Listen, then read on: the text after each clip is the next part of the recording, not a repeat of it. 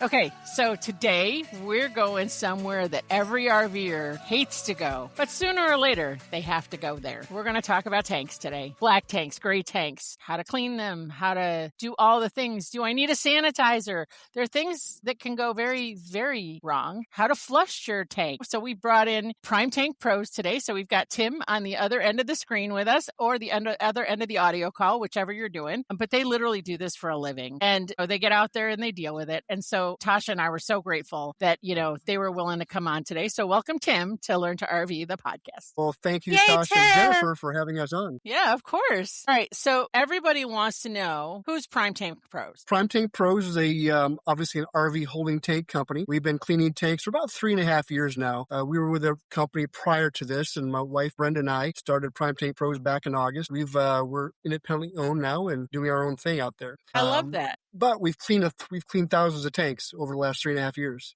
We've been busy. So, like when you grew up, did you think this is what you'd do for a living? Absolutely not. I have a law enforcement background. I was an HR director. No, not at all. We both retired young, and we're full-time RVers now. And basically, I got bored in retirement, believe it or not. Well, and that's how we started out.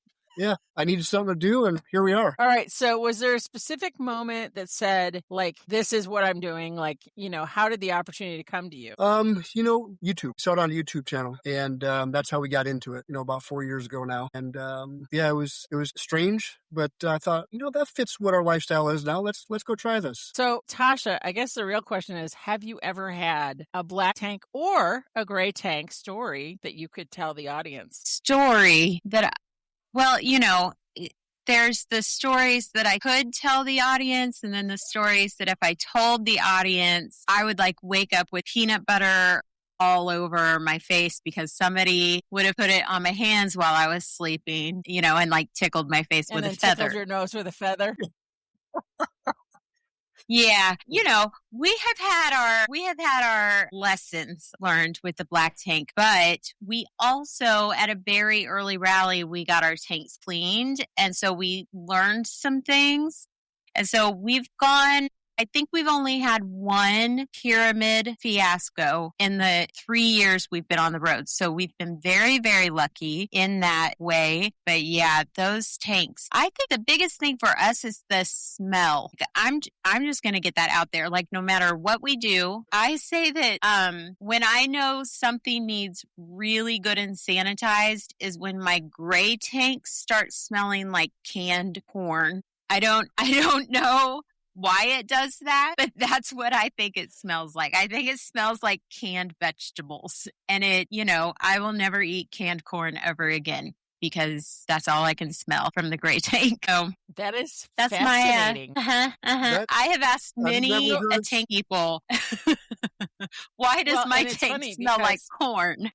Yeah, I don't think I want to go smell your tank. I'm just going to say that out loud. I did meet up with somebody who we're going to talk about a little bit later who's not here today. So actually, I'm friends with Ricky from Unique, and he says he can tell what people's tanks are clean or what they use to sanitize their tanks based on what they smell like because he knows them all. And I'm like, that's just weird. That's okay, interesting. So Tim, we're going to center this for just a second. Walk us through a tank system. Someone just bought their first RV and they have no idea what do they have, what do they do? Really, I got to address the corn thing first. I would appreciate that smell on the gray tank. You've had worse. Well, yeah. And usually, the odors you get in your RV are gray tank related. So that's a good point you bring up because a high percentage of the odors you get aren't black tank related. They are gray tank related.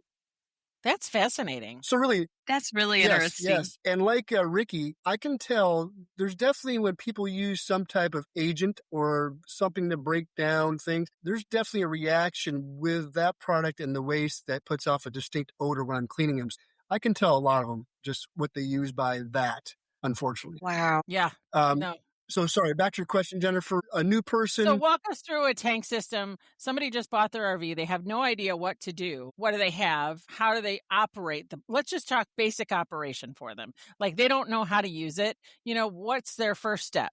Their tank is full for the first time. I really like to keep things simple. And really, I think we complicate the whole system most of the time as RVers. It really is a very simple system. If you think, first of all, use a lot of water.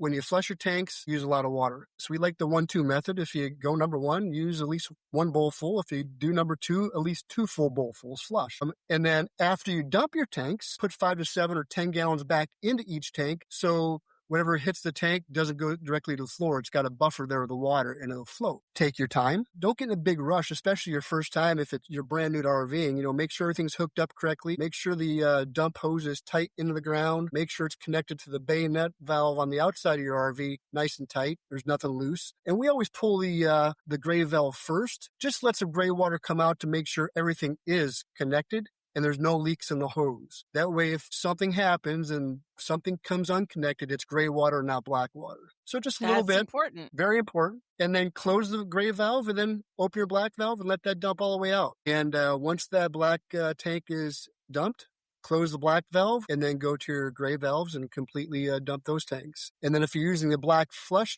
or black tank flush system, put water back into the black tank from there. Having a water meter helps. That way you're accurate about it. You're not guessing. So the water meter will tell you how many gallons you're putting back in the black tank. And again, 5 to 10 gallons in that tank will help you tremendously down the road. Okay, Absolutely. I'm going to interrupt for just a second because I think sometimes whenever we get to talking about this stuff, we just assume that everybody who is tuned in knows exactly what we're talking about. Like they've already got their RV, they're already on the road. But I'm thinking about the first time that somebody said to me, there are black tanks and gray tanks on an RV 3 years ago. And I was like, what the heck are you talking about? So can we go even more basic? Well, and can you didn't expect to be talking like sink or float either, did you? No. These are not conversations I thought I would have when I was like, let's go RVing. But for people who are like, maybe I want to RV someday, can you tell them the difference between a black tank and a gray tank and how those systems are separate on their RV? Maybe just even getting basic like that might be helpful for some people. So most RVs are going to have a fresh tank. So you can put water in that tank and pump it into your system, in your faucets, your shower, your toilets, to use that water out of the fresh tank. And I didn't even think about that one when we're talking about tanks. I'm just thinking gray and black tanks. But freshwater, yeah, that's a whole nother level. Yeah. It's there, right? And all RVs have them. And then depending on what type of RV you have, a travel trailer, a fifth wheel, a coach, all depends on if you have 1 black tank or 2 black tanks or 1 gray tank or 2 gray tanks. So it's all dependent on the coach. So anywhere from 3 or 4 total tanks to maybe 5 total tanks, that's including the freshwater tank. So let's just go with a fifth wheel. I'll take my fifth wheel. I have 1 black tank and 2 gray tanks. The black tank is specifically for bodily waste. Won't get into detail. Everybody should know that. Then I have a gray tank for my shower and the sink in my bathroom where the shower is. And then I have another gray tank dedicated to my kitchen sink. So there's the 3 tanks for the waste, for the dirty water and the wastewater. And then again, the fresh tank is separate. So those are all separate tanks. Now, if you look at a coach or a class A, you're looking at 3 tanks. They have a freshwater tank and then just simply 1 gray tank and 1 black tank most of the time. Yeah. Okay. Black tank. So is do you for think all it the matters if you're a full-timer or more of a weekend warrior? Do you think, your tank care is done differently? Yes. So good question. Full-timer definitely need to take, I would say, better care of their system, sanitizing the freshwater system at least, twice a year, if not 3 times a year. Definitely using the black tank flush system more often. I'm getting it professionally cleaned more often. I'll clean ours every 6 months. We're full timers. Probably go 9 months. I wouldn't go past 9 months though. If you push it, you could cause yourself some issues. As your weekenders, obviously, it's not going to be needed to be professionally cleaned that often. Maybe every year, 15, 18 months. I would still use the black tank flush system to do what you can do with that. But a lot of times, they're at the dump. They're quickly dumping at a state park or something. They don't have time to sit there for, 20, 30, 40 minutes to use a black tank flush. Here's a tool that I think every RVer out there should have. And it's called a Valterra Flush King. And you can buy them on Amazon for $37 to $44 a shot with a water meter. This is the thing that it It's better than the black tank flush, in my opinion, that's on the coach, and it's not as good as a professional. So it's right in the middle point of that. But as a full timer, I use that about every third time I dump my tanks. I put that on and just flush out the black tank and flush out my gray tanks. That keeps the waste out of my black tank and keeps the mold out of my shower and the gray tank, along with any of the food and grease out of my galley tank or the kitchen tank. So that's a good maintenance product. It's not going to clean the tanks, but it'll do a great job after you have them cleaned to maintain them until you get them professionally cleaned again. That's really smart. And I'm sure that in the field, you've seen things like, have you ever seen somebody like, we actually had a client for RVer Roofing Solutions a couple years back he was like asking all sorts of questions about tanks. He had gone on a weekend trip and they forgot to dump the tanks and it sat there for a while. And he's like, it'll be fine, right? And I'm thinking, no, water evaporates. But, I'm not a tank specialist. So what happens in those situations? Yeah, so situations. Now, I like it. Good enunciation. So that happens, especially the heat of Florida, Arizona, your hot weather areas, that water is going to evaporate out there if you store it for a long time with the water in it. What I see a lot of times is leaky valves. So people, if they take the cap off their system and they have water run out and their valves are shut, which you should keep all your valves closed. But if you have water running out, specifically that black tank, now you're leaching all the water out of that black tank, leaving the waste behind. There's your pyramid, right? Yep. It's just going to cause you a clog at some point. And you really need to get that valve fixed and taken care of right away, because that's not a good situation. And I see a lot of that in the field. So the same thing would happen with the evaporation. The water evaporates off, the waste stays behind. So keeping all the valves closed is key. I know a lot of people I come across keeps the gray open for whatever reason. We just think keeping the valves closed and keeping those tanks wet is the best way to do business maintaining those tanks. Otherwise, anything that goes in the tank sticks to the bottom and eventually just accumulates. Can I ask a question? You were talking about rinsing out the grease, being able to get the grease and stuff, the food waste that gets down into your gray tanks. And that made me wonder, our tanks on our RVs are very different than the systems that we had in sticks and bricks homes. So can you talk a little bit about, are there things that we should be avoiding letting go down our drain, like in our kitchen or when we're showering? Is this safe to use like bath oils, or is there anything that we should be staying away that way that's not safe for the plastic or the type of material that creates the tanks? I am so glad you were going there and not somewhere else, because I was so worried you were going to ask me if people pee in the shower. Listen, I'm sure they do. I just don't need to know what people do in their showers, but I do need to know, and then even like the poopery, right? Like, is that safe in a black tank? I don't know. Am I using it? Yes. Should I be? I don't know. Here's really our take is, we'll just start the black tank. The only thing that should be going down your black tank is human waste and water. That's actually my next section is water, water, water. So we're going in the right direction. And toilet paper, by the way. I mean, please. And you can use the toilet paper myth. I mean, you can see all kinds of stuff on YouTube. Toilet paper as a whole, we used to do big rallies and do the toilet paper thing in jars of water, just sink water. It breaks down all the same. So we use 2-ply Charmin. We just make sure that we flush a lot of water behind the paper. So when I said 2 bowlfuls of water, we're almost at the 3 bowlful level. Now people say, well, I have to dump more often. Correct. You will have to dump more often, but your tanks will be in very good shape just by doing that. And your rear will be much happier about the softer toilet paper.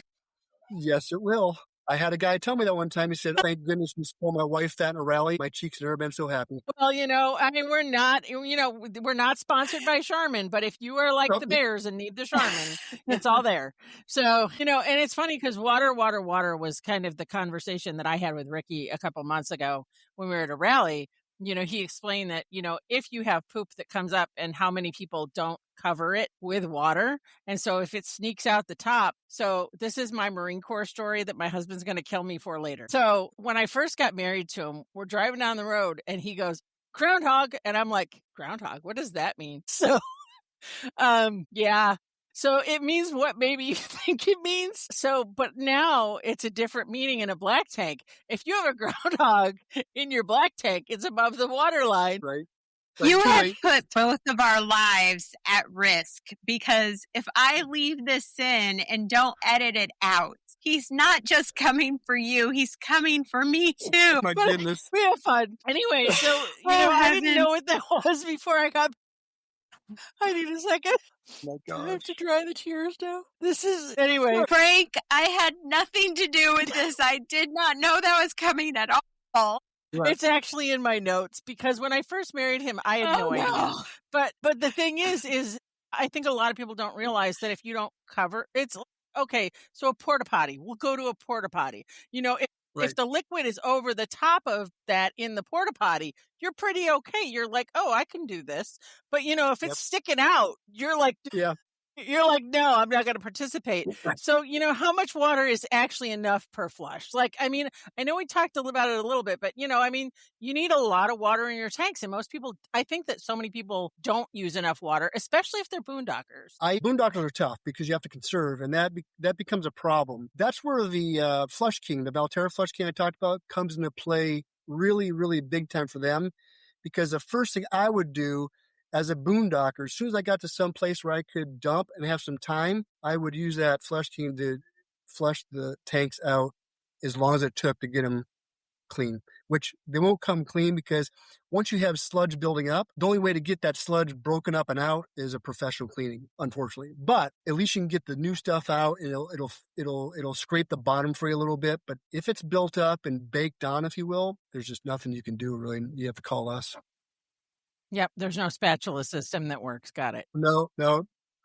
I had a guy call me in Florida a couple of years ago, and he bought a used rig, which we say, hey, if you buy a used RV, call us.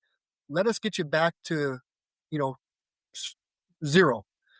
He called and said, man, I'm clogged up. I'm clogged up from the toilet to the tank. I said, how do you know? Well, when I flush, it comes back to the toilet, and nothing's draining. I said, what do you know about the previous user? He said he left his tank valves open for 2 years.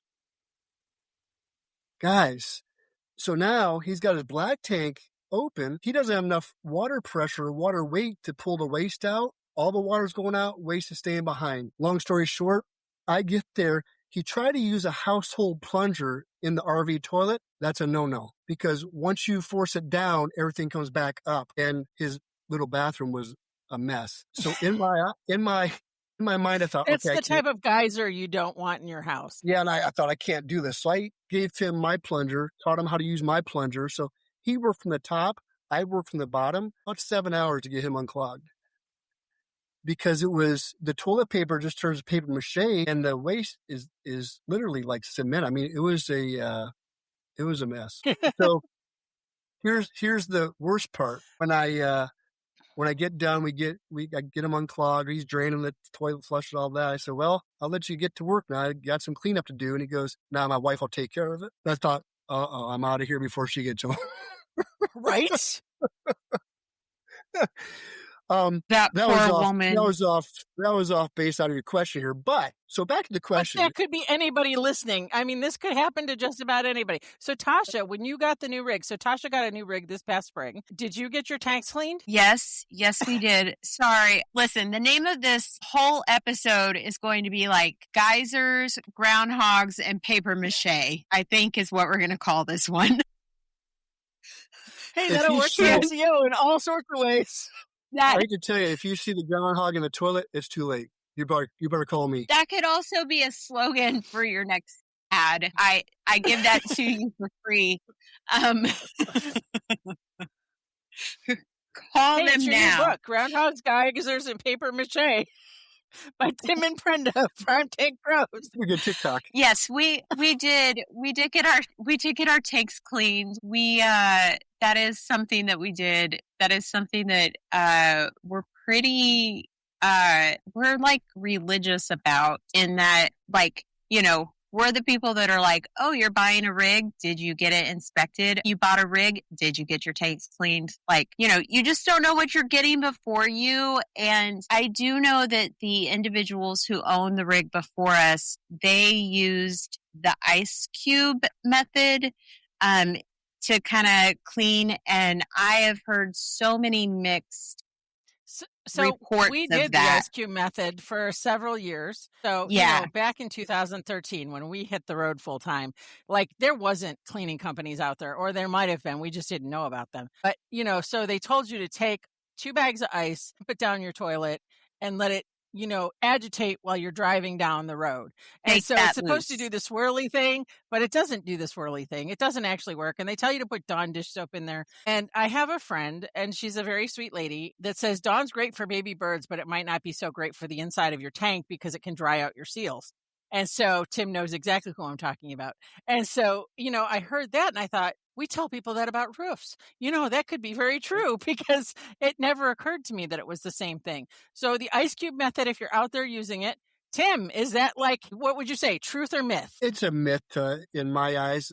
The benefit of the ice is the water you get when it melts in 5 seconds. That's the benefit, the water. Yeah, because the air conditioning is not working in your tank. In fact, it's probably 10 degrees warmer in there at every given moment. And if it put an ice cube in your hand, it melts pretty quick. Yeah, for sure. Yeah. But that's how we managed it for the first 2 years. Hey. Yeah. And for us, because I didn't know, is that a valid, I don't know. So we were like, tanks need clean. We need a level set. Like, we need to start from zero. We would like to know that only our poo is in our tank.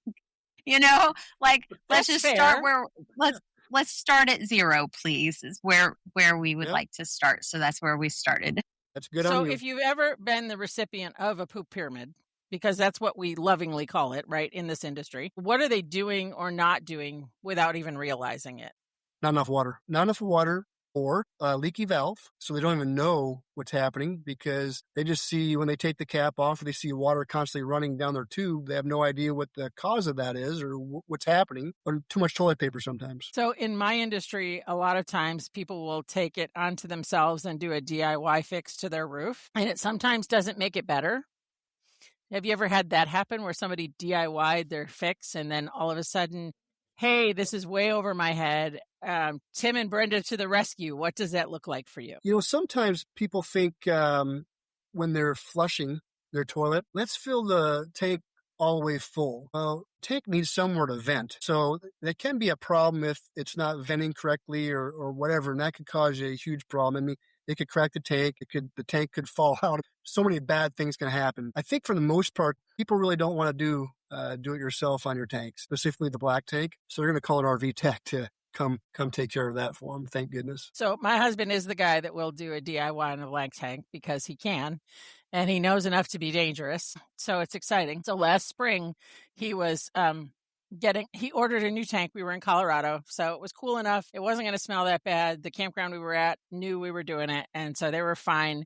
And he came out covered in chocolate, but he smelled lovely. Well, and so he's like, this tank doesn't fit. And so this is why to call a professional. So you got one of those plumber, right? You got one of those chocolate guys that they put in like Easter baskets for wives. You got one of those, but not at Easter. All right. So Tim, you're up, because what about the people that want to do it right? What does, getting that right look like in real life? Again, the Valterra Flush King, using the black tank flush. I heard the black tank flush, most of those are at the back of the tank or on the end. So they really don't touch the mid to the front of the tank, unfortunately, on most models. And I heard an RV tech put it pretty good the other day. He said, it's really not a black tank flush. It's a black tank fill system because it really doesn't flush much. That's why we always tell every customer I have, get a Valterra Flush King, and that's the way to maintain the tank. So I guess the real question then is, what makes a professional cleaning so different? We hydrojet the tank, so we're going in with a lot of pressure directed in the tank to scrape, to break up any sludge in there, anything that's baked on, clean the walls, get those sensors cleaned off, so your sensors may work. And nothing's 100% guaranteed on those, but it's just a high-pressure solution, but high-pressure hydrojet, if you will, and that's what you need to break stuff up. Now, there's some companies that use a lot of pressure. There's some companies that don't use a lot of pressure. I think we're in the sweet spot there of what it needs to be at. That's worked well for us, for 3.5 years. And I've actually taken a camera down a toilet after I've done a black tank. This is quite a story. It was a clog, cleaned the guy's tank, and he says, "Hey, mind if I stick my camera down and check the tank out?" "Oh, feel free." Tank was clean, but I saw something in the corner of the tank, and I went, "Hey, get your camera over there in the corner of the tank." Well, in the corner of the tank was a marijuana pipe. And he says, "Well, how do you know?" Well, I've been in law enforcement. I know what a marijuana pipe is.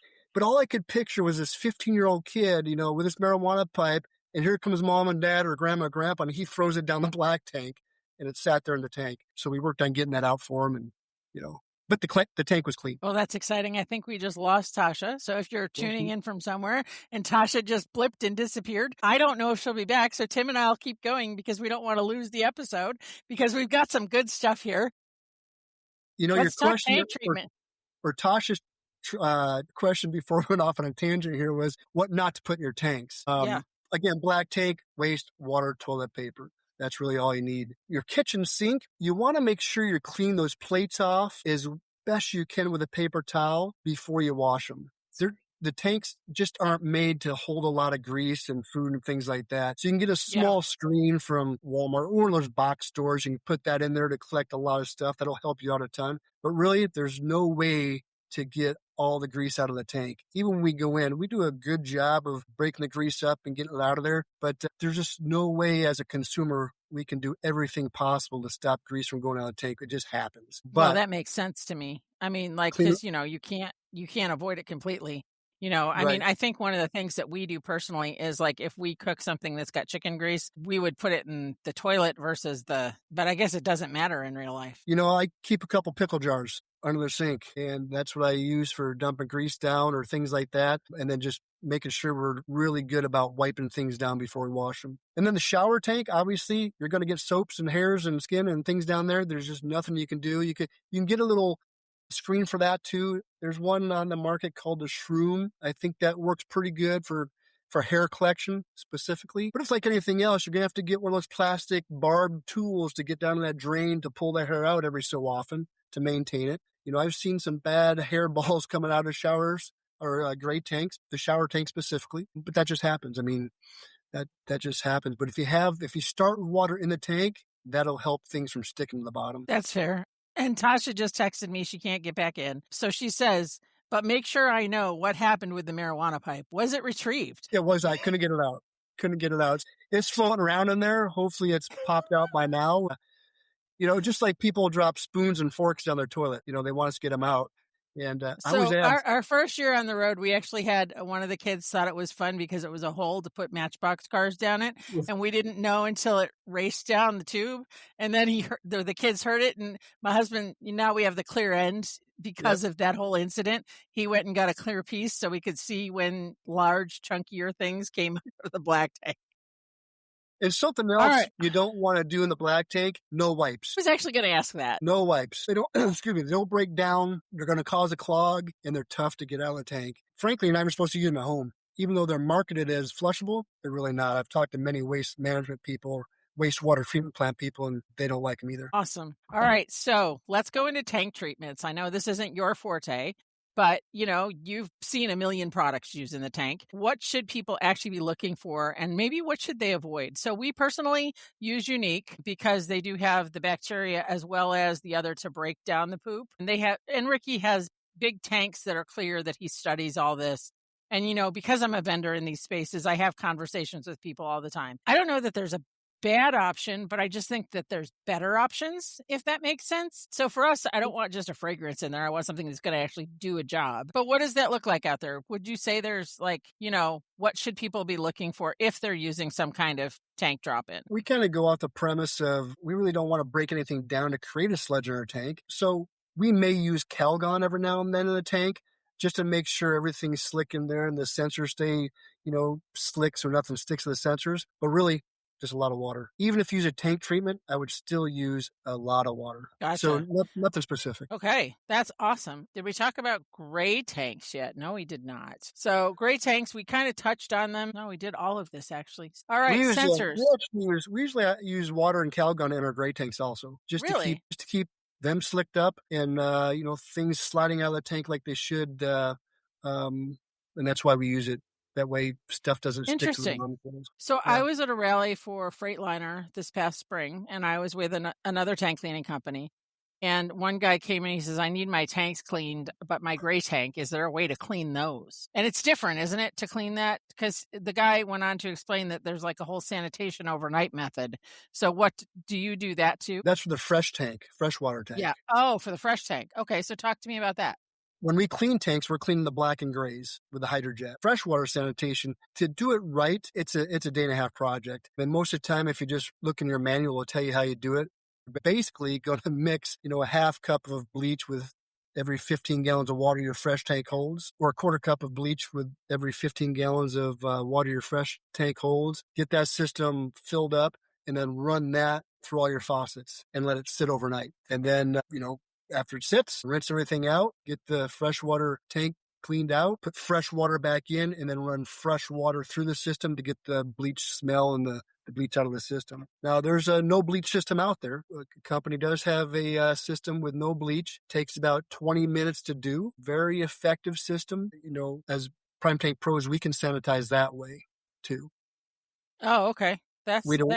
My wife and I don't use bleach products. Again, bleach is caustic, so it has a tough time to dry those seals out over time. So we stay away from that. So, I know a lot of people also use vinegar. Yeah. So, that's an alternative, especially if you have kids in the house or anyone that's sensitive to bleach. Yes. I think that's super important too. I feel personally victimized by my sensors because I don't think I've had a rig that the sensors actually worked, but why do they lie? That's really the question. And is there anything that we can do that actually fixes them? You said sometimes that they work after you clean a tank. And so is it just buildup on them that makes them stop working? Yeah, most of the time we can get them cleaned up and cleared. They might work for a day, a month, who knows? Yeah, they're so sensitive. Little nubs, in the in the fifth wheels and travel trailers, there are little nubs inside the tank. So anything that hangs up on them is going to throw the system out of whack. On the coaches, a lot of them have sticky patches on the outside of the tank, depending what brand it is. And anything that builds up on the wall where that patch is supposed to read will throw it out of whack. Or if the little sticky pad comes undone, that'll throw it out. They're just so sensitive sometimes. Unfortunately, I always tell customers to say, don't get hung up on looking at your sensors because they just may not be telling you what you really want to see. And I always tell them, if you have a regular dump toilet and you go to flush a toilet and it bubbles up or burps back at you, it's time to dump your black tank. Or run, depending on your perspective. I actually have a friend years ago, he's not on the road anymore, but he put a house toilet in his camper. And so, that was a whole thing because the bowl always needs water. And so if you're not maintaining it that way, and he couldn't figure out why it wasn't working like it should, because it was a whole thing. We run into that a lot of down south in the wintertime, that people are hard plumbed in, and they put residential toilets in or hard plumb their cells in, but they didn't take the tanks out of the system. So now they keep all their valves open and they still have stuff going to the tank. Well, that causes a problem. So just for viewers, if you're thinking you're a spot seasonally or whatever, you want to hard plumb your tank, your system into the ground, take the tanks out of the system, take it out of the process, bypass the tanks, and then you should be okay. And that's only good if you're in a campground year round at that location, or you're parked seasonally. Correct. So that's something to keep in mind, because if you're traveling and you do that, that waste is not going into a tank anymore. Right. Yep. All right. So one more question, and then I've got a bunch of rapid fire questions that are going to be a lot of fun for me and maybe not so fun for you. So the first one is, gray tanks, a lot of people think it's safe to trickle them. And I pretty much disagree with that statement. I don't think a little bit is okay. I think that our environment's worth more. I know that lots of people have gotten fined over the years. The kids were in a upside down volcano one year out in Quartzsite. We were out at a rally and all these kids were playing in it. And I'm like, no, don't do that, because out in Quartzsite, that means that's where a lot of people will go dump their gray tanks. And you should not dump your gray tanks into the environment because there's a lot of reasons but I'd love to know your take on that too. Yeah, no, we are very, very careful that when we clean tanks, we get nothing on the ground. We catch everything that might spill. EPA is very, very, particular about waste handling. And your gray tank is waste. I mean, you have bacteria in there, you have mold coming out of it. I mean, there's a lot of stuff going on in that tank that people can't control. So yes, I'd say, we're not trickling anything on the ground. That'd be bad. That's bad mojo. Yeah, don't drive down the road and have your gray or black tank trickling the whole way out. If it's leaking, make sure you get it fixed. Yeah, all right. We were actually at a state park one time, and we drive by the dump, and a guy has a gas-powered power washer out there. And he's got the wand stuck up in his dump hole, and black tank is going on the ground.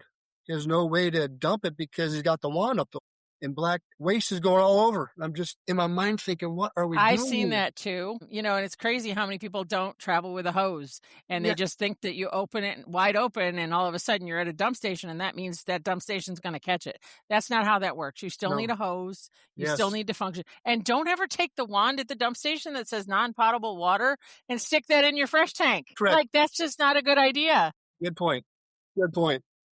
All right, you ready for these? Worst smell you've ever encountered on a job. Describe it without describing it. Oof.